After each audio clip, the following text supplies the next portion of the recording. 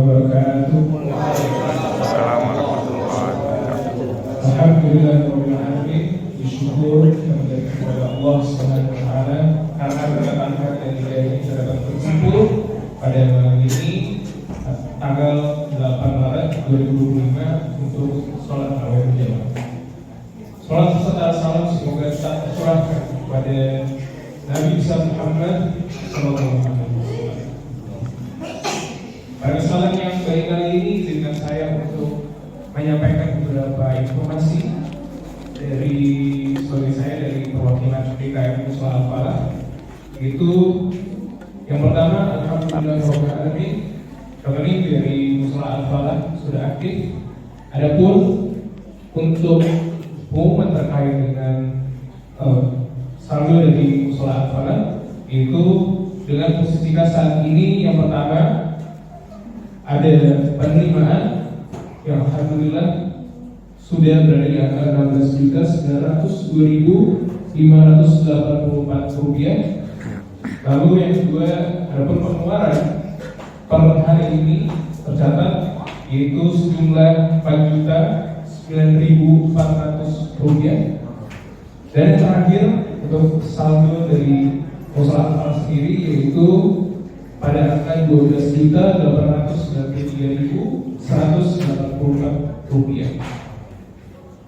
Lalu selanjutnya izinkan saya untuk menyampaikan beberapa hal berikut, yaitu insya Allah besok pada tanggal 9 Maret 2025 akan diadakan buka bersama oleh Mushola Al-Falah, sehingga dihimbau dari para jamaah dari Mushola Al-Falah untuk bisa datang menyemarakan acara esok hari sekitar dari pukul 5 ataupun pukul 5:30 yang insya Allah akan dilengkapi juga dengan kultum oleh Ustaz Surya.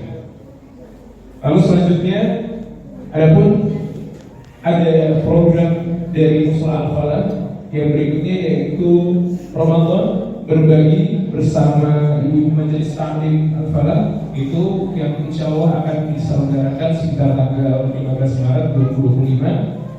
Dan untuk malam hari ini sendiri, insya Allah untuk pelaksanaan dari sholat tarawih berjamaah akan dipimpin oleh Al-Hafiz Ustaz Idul Marwaw yang sudah hadir di antara kita semua.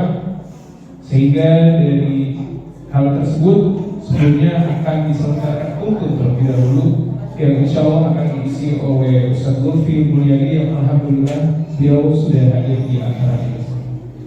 Sekian yang bisa saya sampaikan. Wabillahi taufiq wal hidayah. Assalamualaikum warahmatullahi wabarakatuh. Waalaikumsalam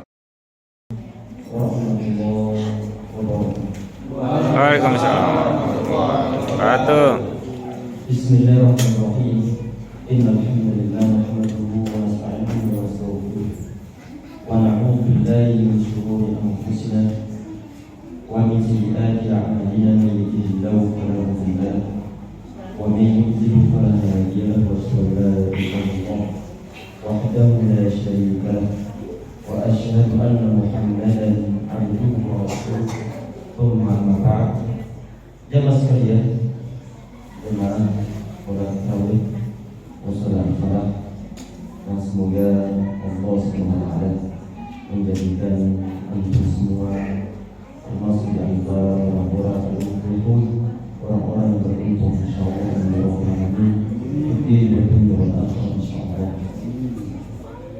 Insyaallah tema yang secara singkat akan kita bahas ini adalah menyangkut masalah para pencuri bulan Ramadan, menyangkut masalah para pencuri bulan Ramadan. Sekitar 3 hari yang lalu ada perempuan di Sokoto. Saat sudah sholat tarawih 4 rakaat, saya mencari kunci apa? Kemungkinan besar kunci masih berada di motor, sehingga kamu tak tergesa-gesa Anda turun, saya turun langsung menuju ke area parkir. Alhamdulillah kunci masih ada di sana. Tapi masih rezeki saya. Ternyata saya tadinya itu kunci saat saya melepas helm, kunci saya tahu di bagian kotak lubang di bawah situ. Karena tergesa-gesa langsung naik ke atas, kunci masih berada di sana. Dengan anggapan bahwa kunci sudah berada di dalam yang saku-saku saya. Tadi pertanyaannya adalah kenapa saya kok tergesa-gesa? Karena tidak ingin motor diambil oleh orang lain. Harta benda yang kita miliki tidak ingin diambil oleh orang lain. Di saat sebagian di antara manusia mereka menyimpan duit ditaruh dalam berkas, dikasih gembok, dikasih paspor, ditaruh dalam kamar, dalam ruangan. Ruangannya ada kuncinya pula. Kamar tersebut ada kunci. Kemudian di bagian pintu luarnya juga dikunci pula. Di luar bangunan masih ada pagarnya. Ya tangan lagi dikunci pula. Ini berlipat lapis security, berlipat lapis pengamanan. Karena kenapa? Karena inginnya harta benda yang kita miliki tidak diambil oleh orang lain. Ini adalah karakternya pada umumnya manusia. Kata Allah Subhanahu wa taala, "Wa tuhibbunal mala hubban jamma." Kalian mencintai harta benda dengan cinta yang cukup banyak, sehingga seakan-akan beratnya bukan hanya sesuatu yang sudah kita miliki, seakan-akan susah untuk di-share kepada orang lain. Sehingga pun misalnya seorang anak dia pamit ke orang tuanya, mau pergi kuliah, mau pergi sekolah. Kadang-kadang di antara pesannya adalah jaga barang baik-baik, termasuk yang di kereta. Jaga barang bawaan masing-masing. Biar bagaimana orang-orang yang tidak bertanggung jawab tidak mengambil barang yang dimiliki oleh orang lain. Dan ini pada umumnya adalah manusia. Cuman jemaah, rata-rata manusia mereka itu kadang-kadang lebih rela di saat ada sesuatu yang lebih berharga daripada harta benda diambil, seakan-akan mengatakan silakan untuk diambil, silakan untuk diambil. Apa ini? Ini yang berkaitan dengan tema yang mau kita bahas saat ini, menyangkut masalah bulan Ramadan.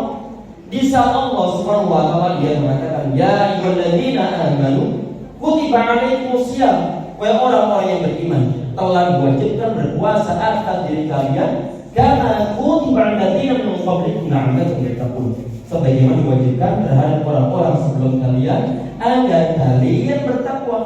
Berarti tujuan untuk berpuasa itu adalah bertakwa, sehingga orang-orang yang berpuasa dia berusaha untuk menjaga pandangan matanya, dia berusaha untuk menjaga omongannya, dia berusaha untuk khataman sekian hari, khatam sekali, dia berusaha untuk ikut sholat berjamaah dari awal Ramadan sampai yang terakhir. Gunanya untuk apa? Untuk mencapai suatu predikat al-muttaqun, predikat orang-orang yang bertakwa.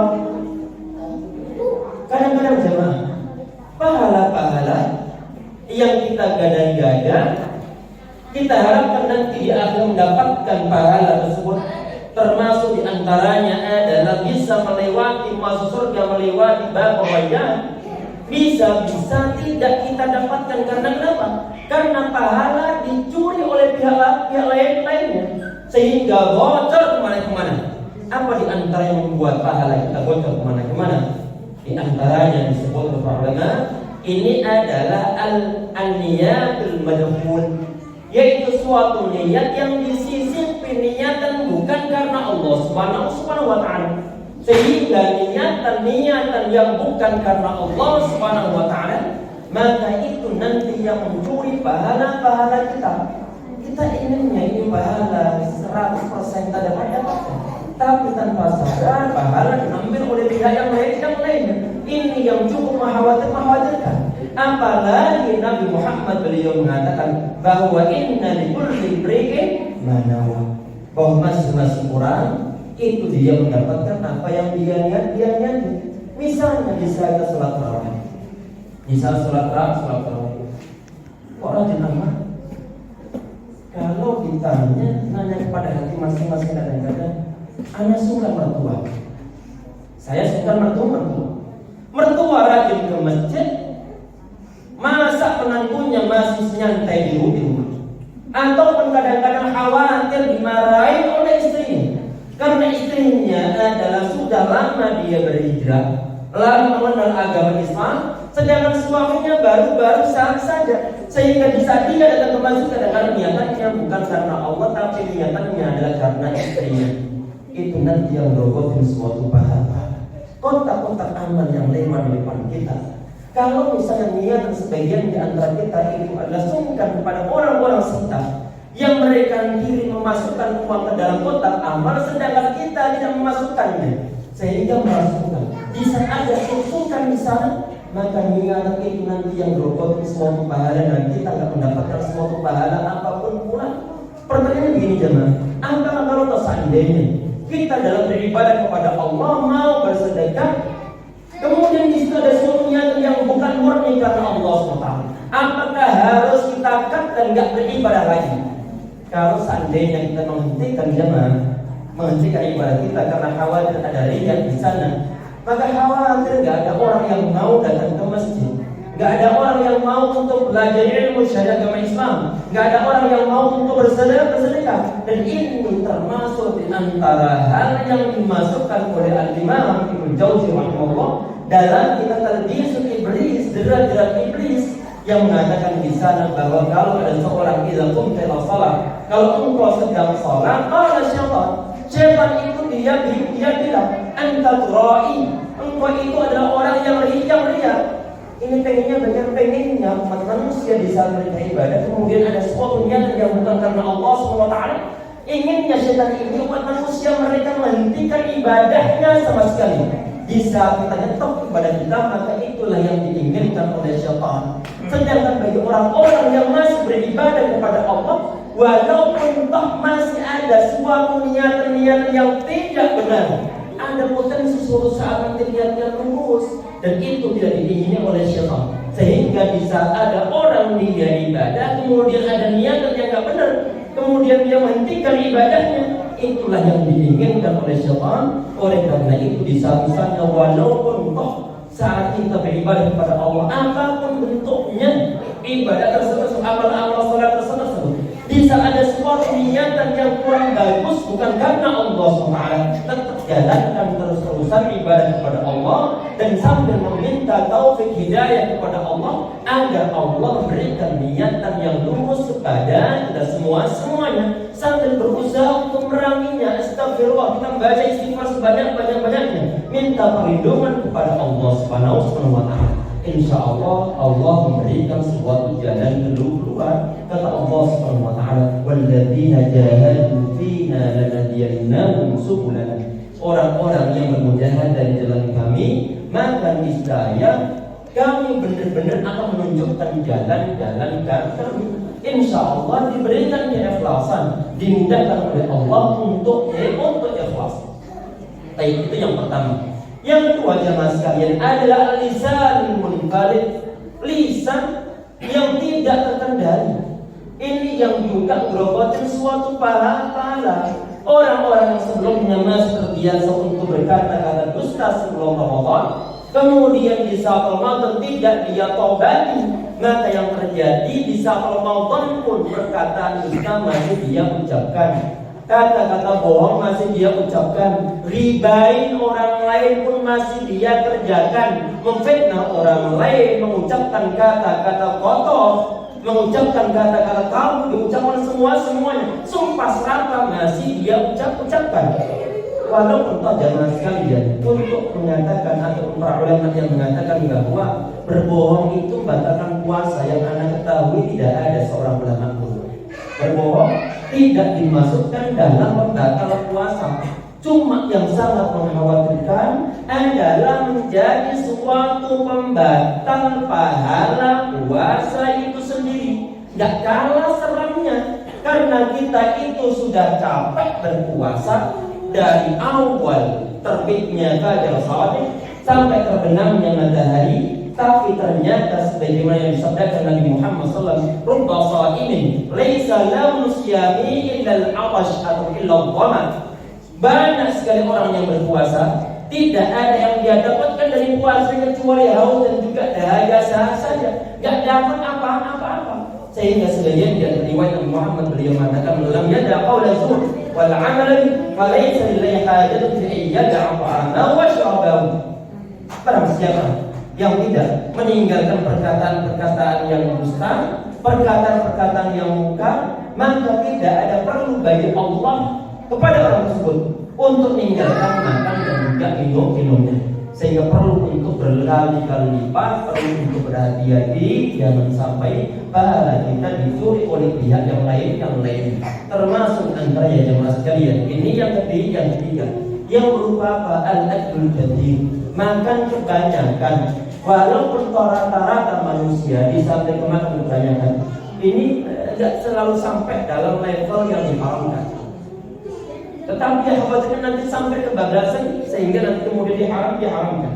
Bisa sudah israf, berlebihan. Kalau orang itu dia sudah makan banyak, maka pasangannya biasanya adalah tidur banyak. Pasangannya adalah tidur banyak. Sehingga di saat tarawih baru 2 rakaat, 4 rakaat, kantuk sudah mulai datang menyerang. Di saat habis tarawih kemudian mau tilawah Al-Quran, beratnya bukan main. Mata tidak bisa untuk diajak kerjasama. Sehingga pahala yang seharusnya bisa dia dapatkan dengan terjaganya dia, dengan meleknya dia, tidak bisa dia dapatkan. Karena kenapa? Karena perutnya sudah kepenuhan. Kadang-kadang di saat sahur disambung lagi, belum lapar aslinya. Kemudian makan banyak lagi, aslinya makan satu buah kurma sudah bisa. Tapi pengennya adalah beberapa piring dihabiskan semuanya. Kalau itu pun terjadi, maka seharian kadang-kadang bisa tidur dari pagi sampai petang, pasang alarm bukan jam 8 dia bangun, bukan jam 7 dia bangun, tetapi dia bangunnya adalah sengaja dipasang jam setengah 6 sore. Setengah 6 sore. Berarti selalu 14, sholat asar juga 14. Padahal itu adalah suatu kewajiban yang diwajibkan dalam syariat agama Islam. Sehingga jemaah sekalian, kalau misalnya ada orang bilang, "Ustaz, bukankah tidurnya orang berpuasa itu adalah ibadah?" Ada sebagian dari riwayat jemaah Nabi Muhammad mengatakan, "Naumu shaimi ibadah, wa sumtu tasbih, wa du'a'u mustajab." Nabi Muhammad mengatakan bahwa tidurnya orang yang berpuasa itu adalah ibadah, diamnya adalah tasbih, sedangkan doanya dikabulkan oleh Allah Subhanahu wa taala. Cuma saja ini hadisnya adalah hadis yang dhaif, gak bisa dijadikan sebagai sebuah sandaran hukum. Bagaimana mungkin hadis yang dhaif yang kemudian membuat kita malas untuk beribadah, memperbanyak tidur, kemudian dijadikan sebagai suatu sandaran hukum? Maka jemaah sekalian, kalau seandainya itu terjadi, tidur dibanyakin, maka potensi untuk dapat pahala besar itu terhadap. Yang keempat, walaupun ini tidak sampai mengambil suatu pahala, tetapi ngeblok pahala yang seharusnya bisa didapatkan tapi tidak jadi untuk didapatkan. Apa itu? Ini yang muncul akhir-akhir ini. Di saat sudah mulai menjamur shop, online shop di TikTok ataupun yang lain sebagainya. Di saat orang kadang-kadang rela untuk menyemak jual beli online live streaming, rela nunggu sampai 2 jam hanya ingin mendapatkan diskon 5.000 saja. Kadang-kadang sebagian di antara orang nunggu flash sale sampai nunggu berjam-jam. Wala tuqsidur. Allah Subhanahu wa taala Dia mengetahui mata yang berkhianat dan mengetahui apa yang tersimpan dalam setiap hati manusia. Allah mengetahuinya. HP yang kita miliki saat ini, HP yang kita miliki saat ini, apakah digunakan untuk berbuat taat kepada Allah, untuk menyimak kajian, digunakan untuk baca Al-Quran, untuk melihat hukum-hukum syariat agama Islam, ataukah justru sekedar digunakan untuk happy, yang mana happy tersebut lebih cenderung ke arah ada semua unsur kemaksiatan di sana. Perempuan dengan berbagai macam bentuk bisa disaksikan dalam HP kita. Kalau tidak dibarengi dengan ketakwaan, walaupun puasa dia jalankan semuanya, walaupun kadang-kadang bukan di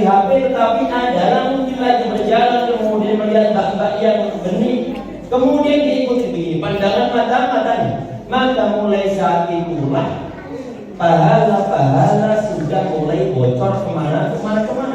Nabi Muhammad SAW bisa beliau ditanya oleh sahabat Jarir bin Abdullah tentang nazar fajr, tentang penglihatan yang tidak ada unsur sengaja.